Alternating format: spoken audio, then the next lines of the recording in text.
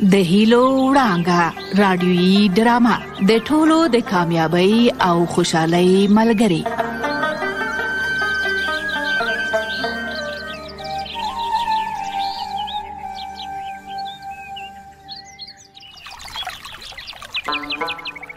سلامونه او پیرزوینې، هیله ده چې ښه اوسئ.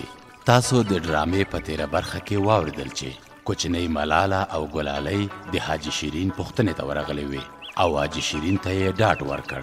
د ماشومانو عجیبه ژوند وي، د دوی نړۍ د دوی په شان وړه وي، خو له مینې، محبت او اخلاص نه ډکه وي. دوی وایي وړه دنیا ده، ښه ژوند وکړه، له زړه ژوند وکړه، خفګان لرې کړه او په خوښۍ کې ژوند تیر کړه. د ځان لپاره نه، د خپلې کورنۍ لپاره ژوند وکړه. په اسمان کې وریځې ګرځي لرې او برې، کاشکې زم ورسره ناست وای په چترۍ کې، په هوا کې مې وهلې وای چکرې.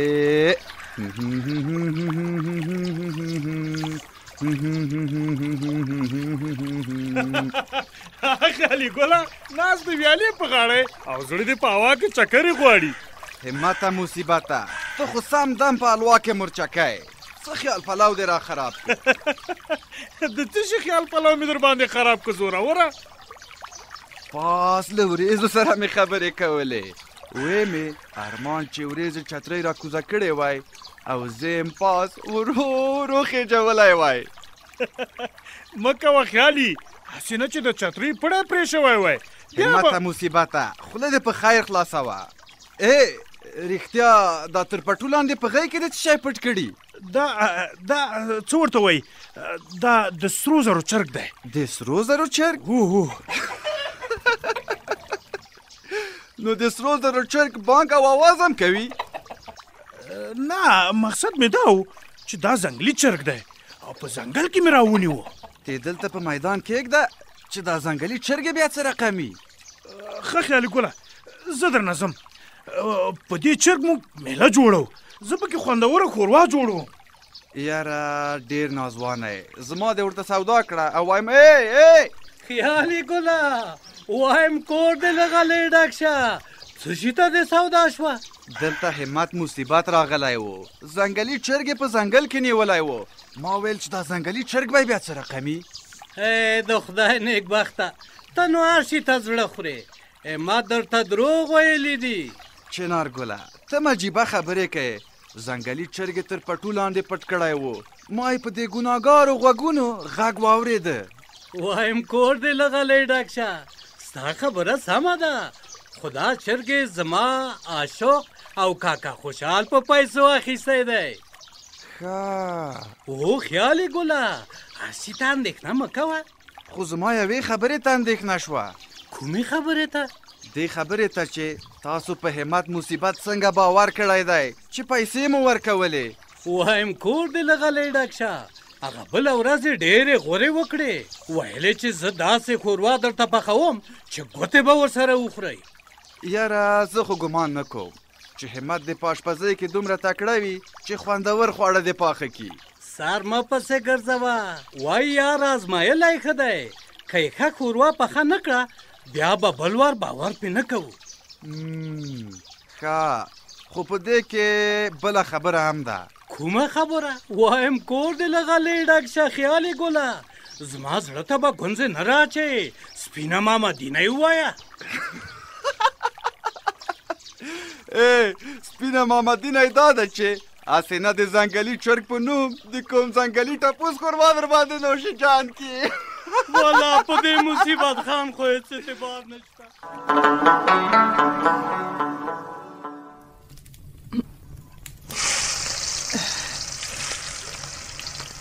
وای مورې، نن هوا ډېره سړه ده. وی مور دې جار شه، راشه دلته د نغري ورته کښېنه چې توده شي. ښه ده مورې، څنګه ښه اور دی، زه به دا ګوتې ورته ګرمې کړم. دا څه شی پخوې؟ آش پخوم لورې. آش خو ډېر خوند کوي. هو لورې، پلار دې رزش او زکام دی، نور ماشومان هم ډېر ټوخېږي. ما وی چې لږ آش به پوخ کړم، ټولو ته به ښه وي. چې دا ولې ټول مریضان دي؟ خو ژمی دی، یخني ده لورې، په یخني کې مرضونه ډېر وي. ښه، دا ځکه ملالۍ ځان تود ساتي. پوه نه شوم، ملالۍ څنګه ځان تود ساتي؟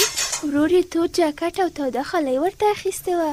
د ملالۍ دوی کورنۍ له هر شي سره پام کوي. په مهاجرت کې ډېر څه زده کړي دي.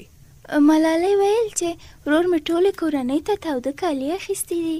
ډېرې ښه کړي دي چې په ژمي کې تاوده کالي نه وي مریضان کېږي. پلار مې راغی، زه یوه خبره ورته کوم. څه ورته وایي لورې؟ یو ځل دې راشي بیا ورته وایم. السلام علیکم ورحمت الله وبرکاته. وعلیکم سلام. د ملالۍ پلاره راغلی، په خیر ستړی مشې. خیر یوسې پلاره ستړی مشې. برکت شي لورې. بیبي مدینې لکه چې ګلالۍ ته اشپزي ور زده کوي. اشپزي به هم زده کوي، خو اوس یې ډېر ساړه کېده، د نغري اور ته کېناسته. ملامته نه ده، موسم یخ دی، زم د یخ د لاسه ټوخېږم. ګلالۍ ویل چې پلار مې راشي یوه خبره به م ورته کوم. یوه نه، لس خبرې خو دې راته وکړي. ګلالۍ خو په ما باندې ډېره ګرانه ده. پلار جانه ته هم را باندې ډېر ګران یې.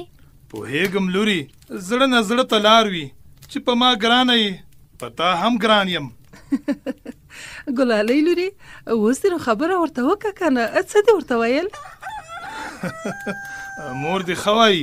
ګلالۍ لوري شرمېږه مه، چې کومه خبره دې په زړه کې وي په اطمینان یې راته وکړه. ما ویل چې وایه لوري، تا څه ویل؟ د کلي جینکۍ تودې جامې او جاکټونه لري او زه او ته یې نه لرې که نه؟ همداسې ده. تودې جامې او جاکټ به درته واخلم، خو چې ډېر قیمته نه وي. نه پلار جانه ارزانه دي. څنګه ارزانه دي ګلالۍ لوري؟ زه پوه نه شوم. په لیلام کې ارزانه پیدا کېږي. چې داسې ده نورو ماشومانو ته به یې هم واخلم. بیبي مدینې او ځان ته به یې هم واخلم چې د جمې له مرضونو په امان شو. سمه ده، ټولو ته یې واخله.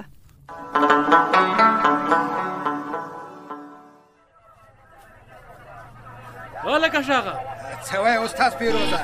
دا دی راغلم، امر کوه، زه خو ستا حلال کړی چرګ یم. نو حلال کړی چرګ به همداسې وي؟ نو بیا څنګه وي؟ ته ماته وایه چې کلینر شاغه دې د استادانو استاد شي. ډېر خانده ما نارې ووهه او سورلۍ را پیدا کړه. نو ګورې چې موټر تش تور دی. سمه ده، اوس یې ګوره. هلئ هلئ، راځئ راځئ چې د استاد فیروز موټر په خیر حرکت کوي، بیا به پاتې یاستئ. تا خو دې خو وګوره چې څوک شته او که نه. ته صبر چې زه سم دوربین ورته واچوم او وګورم چې څوک راځي او که نه. دا دی یو تن خو را روان دی. غږ پې وکړه چې زر ځان را ورسوي. او کاکا بیړه وکړه چې موټر روانېږي. لږ صبر وکئ، دا دی در رسېږم. هلکه شاغه، دا خو ملک صاحب حضرت خان دی.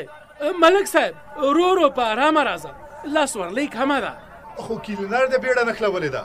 ما ویل چې دا خو به یې رښتیا سورلۍ پوروي. ملک صاحب حضرت خانه، سورلۍ چیرې دي؟ ته کرار په موټر کې کېنه، غوږونه به دې تاوده شي، خپلې تسبیح اړوه، موټر به ورو ورو ډک شي. چې داسې ده نو بیا دې د بیړې ډانډوره ولې ډنګوله؟ ملک صاحب دا خو د دنیا بازار دی چې چلول پکې ونه کې کله کارونه جوړیږي. نه نه شاغه ګله، چلو ولو ټګي به نه کوئ، هر کار په اخلاص او صداقت کوئ، نور کارونه به مو جوړ وي. وا دې اورېدل؟ او ملک صاحب ښه کرا مې واورېدل، خو څه وکړو زموږ مجبوري ده. والکه شاغه، له ملک صاحب سره ژبه مه وهه. سمه ده استاد فیروزه، دا دی خپلې ژبې ته به غټ قلف واچوم. دا دی هلئ هلئ چې موټر روانېږي. زه خو نه پوهېږم چې دا سورلۍ ولې نه راځي. سورلۍ به څنګه راشي؟ کرایه مو د چا خبره د اسمان سر ته خېژولې ده. خلک غریبان دي، دومره پیسې کله لري؟ نو ته څه وایې چې کرایه ترې وانخلو او وړیا په موټر کې ویسو؟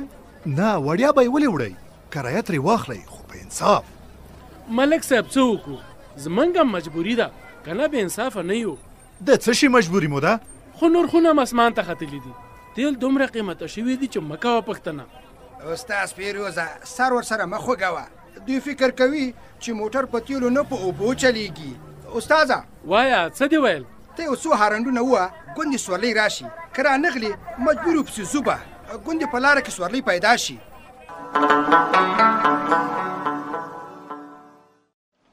والکه شوقه کور دې له غلۍ ډک شه. تا او کاکا خوشحال لاسونه ومینځل؟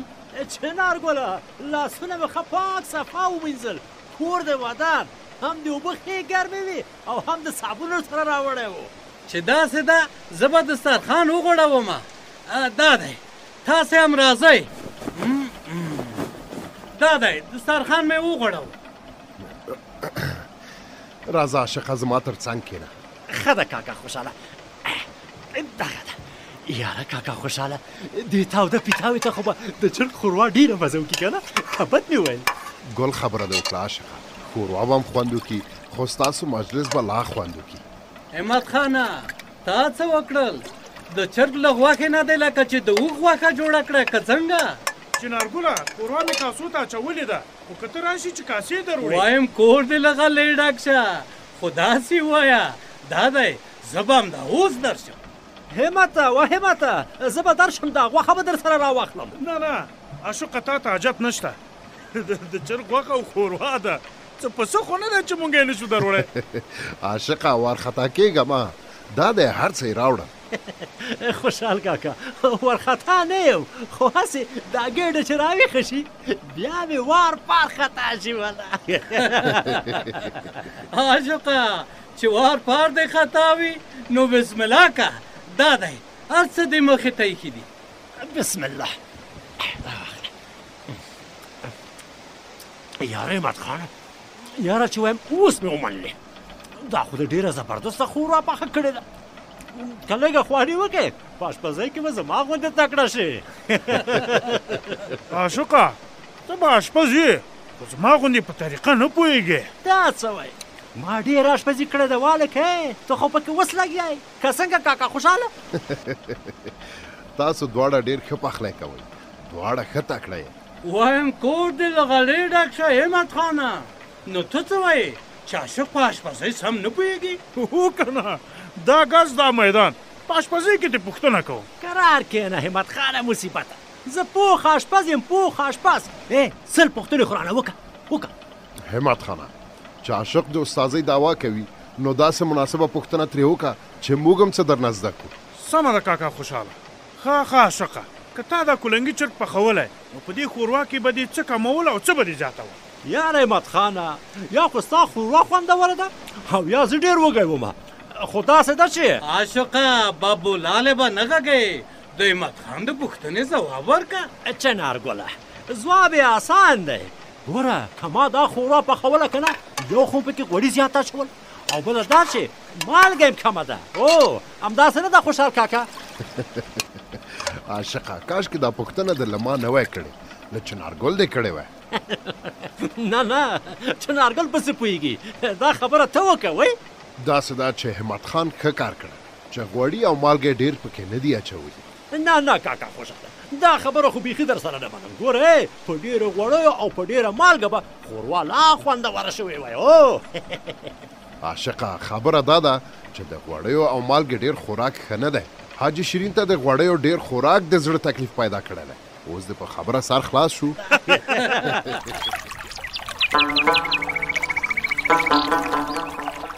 هو ګران اوریدونکو، ماشومان د ټولنې هندارې وي. ټولنه چې ماشومانو ته په کوم دید او نظر ورګوري نو ماشومانو نه هماغه څه جوړیږي. نو خو به دا وي چې په ښه نظر ور وګورئ. همدا ډول تاسو واورېدل چې چنارګل دوی میله جوړه کړې وه او خوشحال کاکا ورته د ښه او بې ضرر پخلي په هکله مشورې ورکړې. وایي که دارو درملو کې خوند نشته خو د خوښۍ په شان دارو هم نشته. نو تل خوښ او سوکاله اوسئ او د خپلې روغتیا ساتنه وکړئ. تر بیا مو په لوی خدای جل جلاله سپارم.